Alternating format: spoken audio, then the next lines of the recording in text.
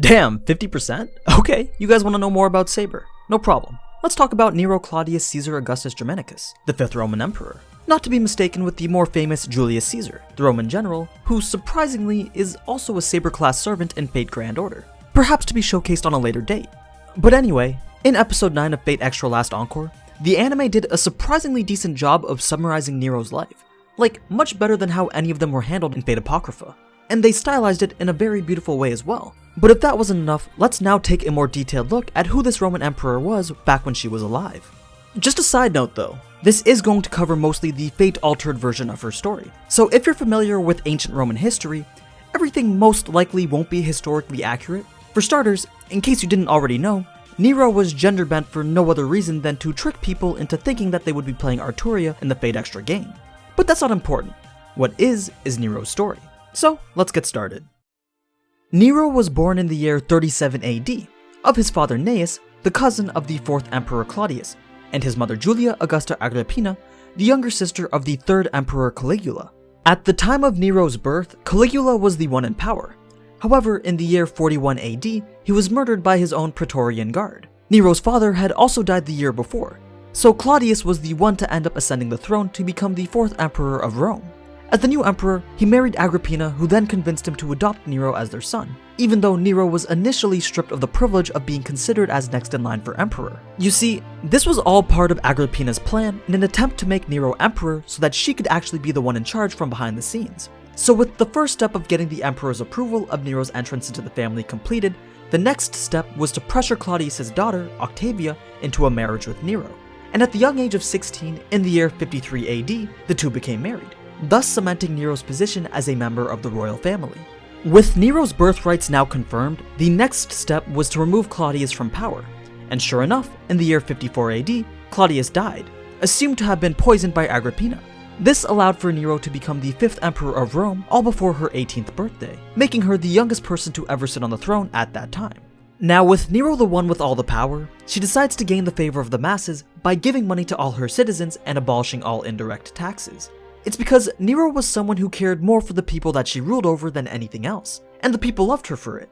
But when she tried to make changes to the way that the Senate was run, the high-ranking politicians and officials would not sit idly by and just let it happen. During these times of hostility between Nero and the Senate, Agrippina was trying to slowly gain more and more power over Nero.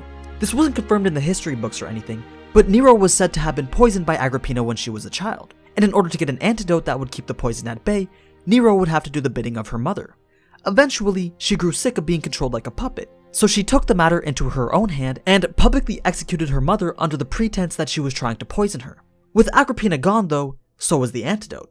This had led Nero into a state of delirium, which guided her down a path as someone who would be remembered in history as a tyrannical emperor. She began to lose vision on what was right and what was wrong. Executions of her rivals became commonplace, and anyone with an opposing opinion would meet that fate as well. This reign of tyranny led to the death of both his wife Octavia and his mentor Seneca. Octavia had been accused of adultery and then exiled, only to return and be publicly executed. Then Seneca had been caught as part of a plot to overthrow Nero's rule and was then forced to commit suicide. The Senate began to distance themselves from Nero and started to make their own plans without her knowledge. But before the Senate's intervention, in the year 64 AD, there came the Great Fire of Rome. A fire so great that it had burned for well over a week, completely destroyed 3 Roman districts, and damaged 7 more. All accounts of this fire, except for one, paint Nero as the culprit. And even in the account that says that Nero wasn't responsible, the author still says that he's unsure. But the rest of the accounts believe that Nero started the fire so that she could make space to build the Domus Aurea, her golden house, a massive complex or theater of sorts that was supposed to have many man-made landscapes and a 30-meter tall statue depicting Nero's greatness. It's believed that in an attempt to shift the blame from herself, Nero accused the Christians of starting the fire and began to arrest and execute many of them. But she still made sure that she had the favor of the public by aiding in search and rescue efforts and opening up the royal palace to make room for survivors.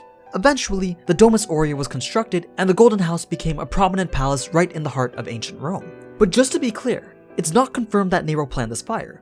It also doesn't align with her immense passion towards the people. I mean, she wasn't even in Rome at the time of the fire, so this may very well remain a mystery that will never be solved. Then finally there came the revolt that led to Nero's end. The revolt was planned from the inside to see how Nero would respond to such an event.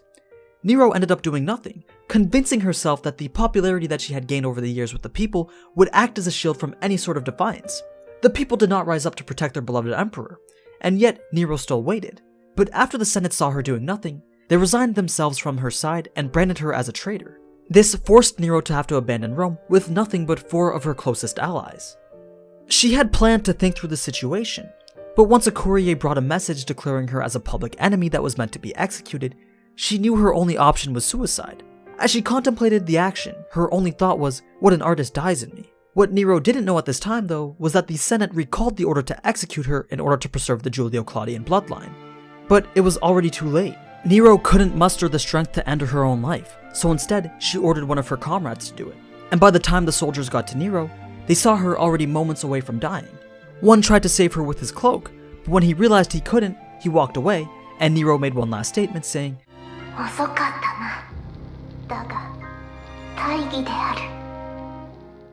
and that's who Nero was during her life. Born in 37 AD and died in 68 AD, reigning for 13 years from 54 AD to the year she died. A solid 30 years if you ask me.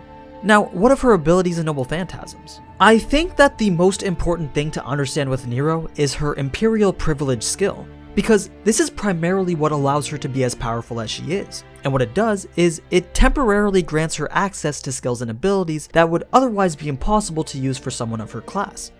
So as we saw in episode 3 against Ryder, Nero used her Imperial Privilege to essentially hijack Ryder's noble phantasm and use it against her.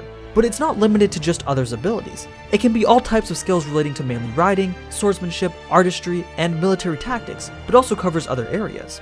It's powerful and works like this because the Roman emperor was likened to that of a god, and a god is thought to be full of talent. So say if Saber wants to know how to counter a certain enemy's swordplay with the same kind, she can just use Imperial Privilege.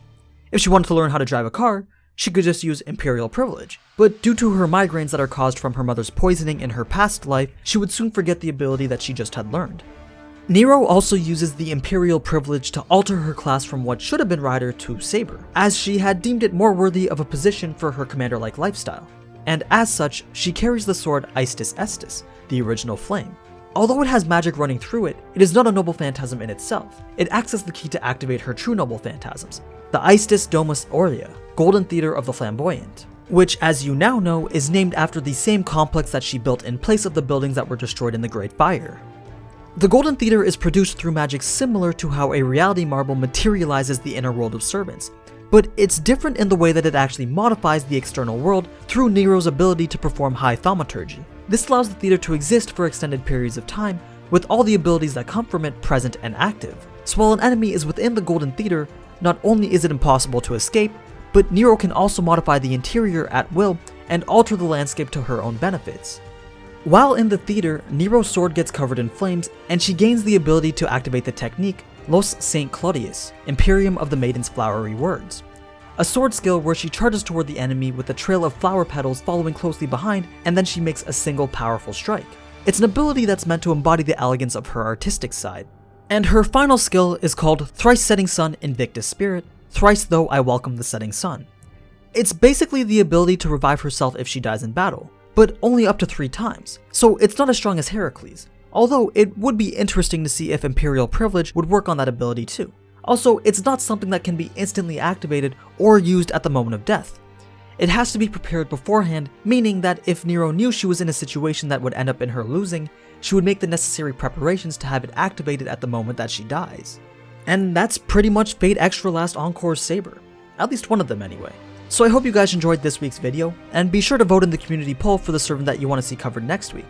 But I just quickly want to mention that if you guys want to help support me, I'd really appreciate it if you tuned into my news videos that I also try to put out every week or so. I know you all like Fate, but who knows, maybe I'll showcase a show that you might really be into. So I'll leave a link to my most recent news videos below.